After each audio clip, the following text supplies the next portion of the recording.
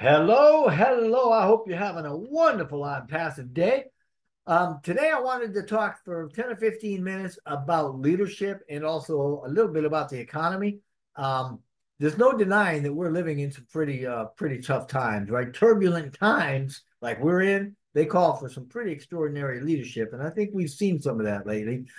Now, when faced with uncertainty, ambiguity, rapid change, and such, like we are in today's environment, today's economy, leaders have got to stay stable and steadfast so that we can navigate the organizations that we're in, kind of see them through the storm, so to speak. And I wanted to point out a few essential strategies today for success in leadership so we can see how they're reflected in the strategies of leaders that excel in what they're doing and excel in times like these where turbulence seems to be the rule rather than the exception. Now, the first strategy of becoming or effectually leading is that of emotional intelligence. We've talked about this before. You've heard Mr. Mufareh talk about this before, as well as self-awareness, right? Because effective leaders, we don't need to be geniuses, so to speak, but we do need to have a high degree of emotional intelligence. And this emotional intelligence, otherwise what we call EQ, right? It's the ability to understand, to use, and to manage our own emotions in positive ways so that we can relieve stress, communicate more effectively, and obviously to empathize with others so that we can overcome challenges and perhaps even completely diffuse any conflict.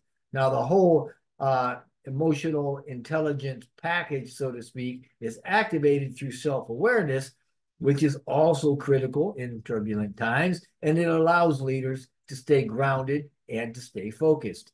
Now, the second strategy we're talking about here is one that uses adaptability and flexibility.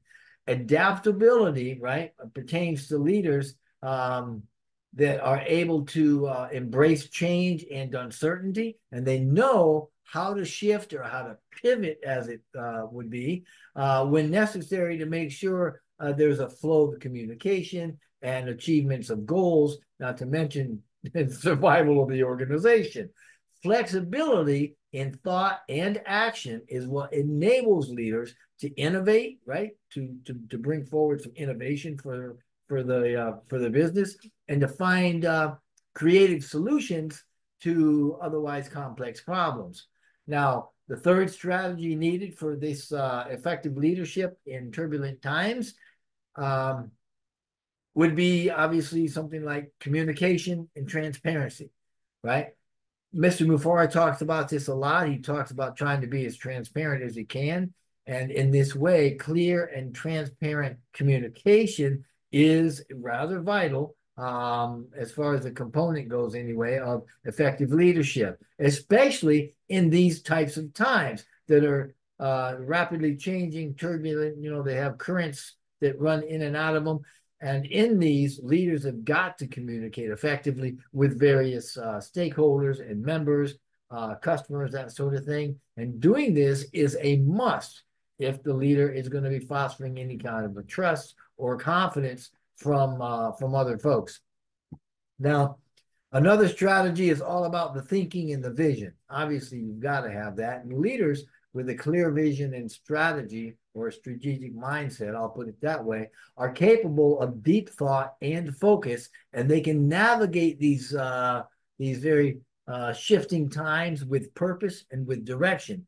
They also prioritize and they can innovate and they can allocate resources very effectively because they understand the big picture and what's going on, and they're able to take a good look at it through thought and vision.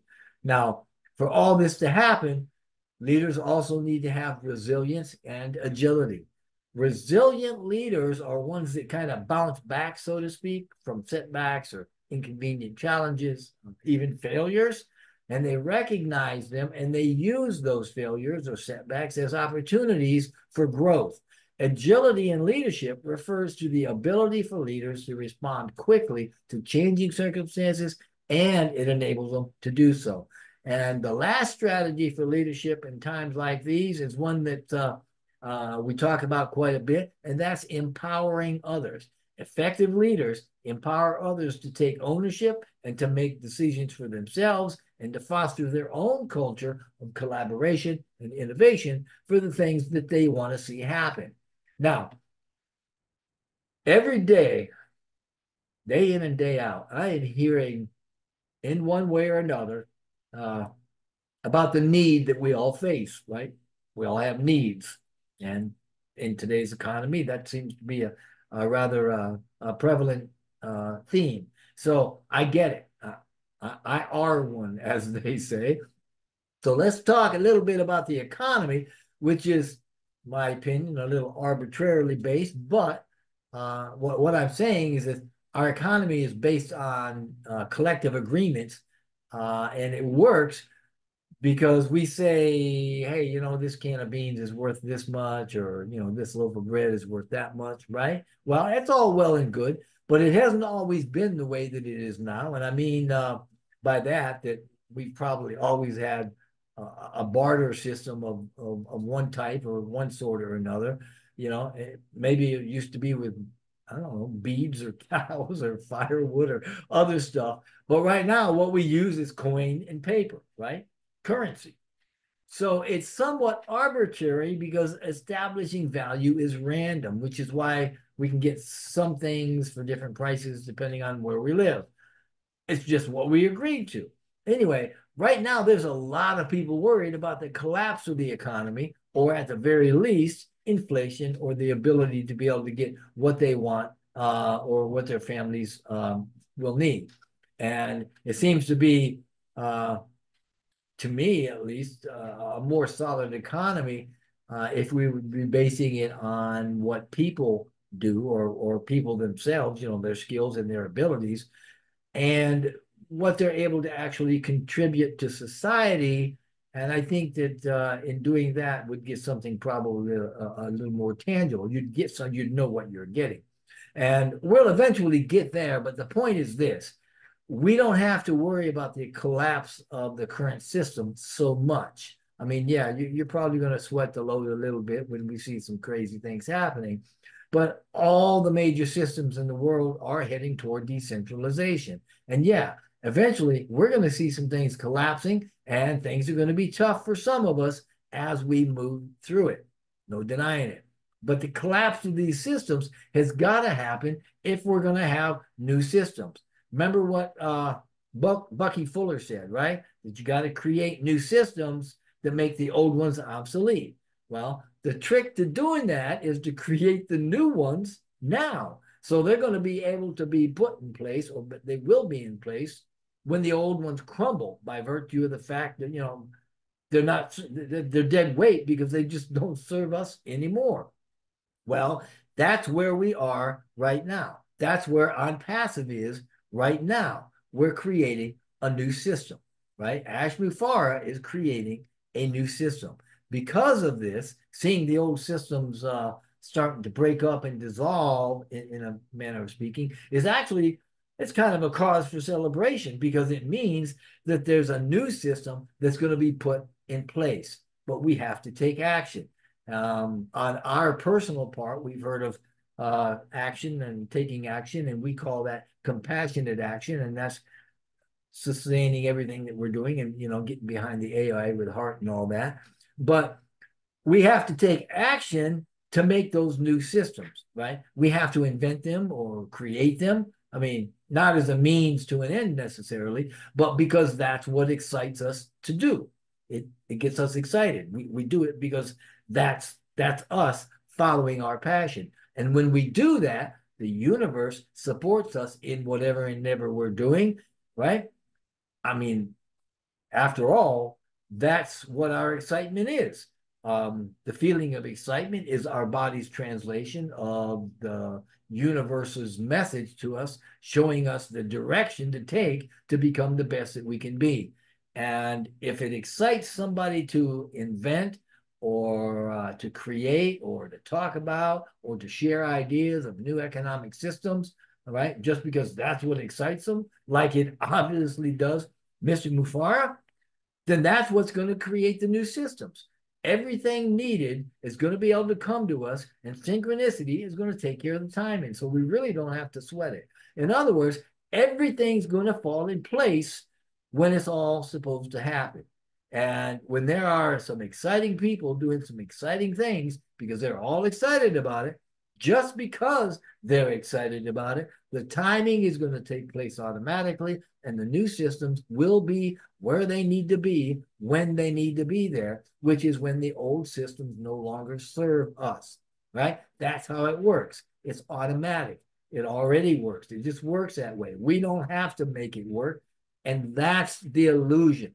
Just let the work do the work and let it get going by going with the flow of it all, and just by being who we really are and following our passion. We don't need to give in to the illusion of, heavy lifting, right? The universe, God's going to do all that. Creation supports us in whatever way that we say we believe. And we can look through the illusion and we can understand this is where we're shifting to, right? Everything's shifting toward that decentralization, right? It's a whole new system of abundance is all coming into play. And if we'll just believe in it and act like we believe in it, then it's going to happen regardless of what we do, right? This is how we use the power of the illusion instead of giving in to the illusion of power, if you will. I hope you can see the difference there, right? Use the power of illusion. Don't fall under the negative ego assumption of an illusion of power. We're all going to have more than enough. Abundance is the rule of the universe, not the exception. Remember, the idea is that there's really no such thing as lack in the way that we would typically define it. So let's get back to the idea that we're actually experiencing, right? Let me put it this way: what we are actually experiencing when we create the experience of lack, right? Because when we believe in lack, what we're creating is an abundance of lack. Yeah, clear as mud. I get it. Okay. Okay, let me try it this way. So often, a lot of times, most of the time, we really don't get it, right? What's the phrase? Things seem to be bass backwards, I think. For example, we're led to believe and we're taught to believe seeing is believing. Well, no, believing is seeing. And when you believe something, that belief is a combination of things, right? It's a combination of thought and emotion and an intent for it to be. And all these things work together to bring it into our reality. So if you can believe in lack strong enough to have an abundance of lack, why not just believe in something that gives you an abundance of something you'd prefer, not lack? Because it's all abundance. It's just different kinds of abundance. We're never not abundant. If we're experiencing lack, we just have an abundance of lack. When we experience the idea that we call lack, it's not actually a lack of abundance. It's an abundance of lack. So it's all in your mindset. It's all in the way you're looking at these things and interpreting the illusion all the way around you. But I would draw you back to leadership and these turbulent times and say, look, we've got a wonderful company that's doing some wonderful things. And Mr. Mufareh is exemplifying in every way imaginable the leadership that we need in these times. And each of us are likewise capable of leadership like that. So take a look at what he's doing. See the examples he's setting, and then set those up in your own lives so that you can then also make sure that everything is pointing in the right direction. We're all going to the same goal, and we're all looking forward to accepting and seeing the same thing. And that's all the abundance that's going to come to us when it does. So thank you so much for listening to this. I hope you have an awesome Onpassive day. Keep the faith.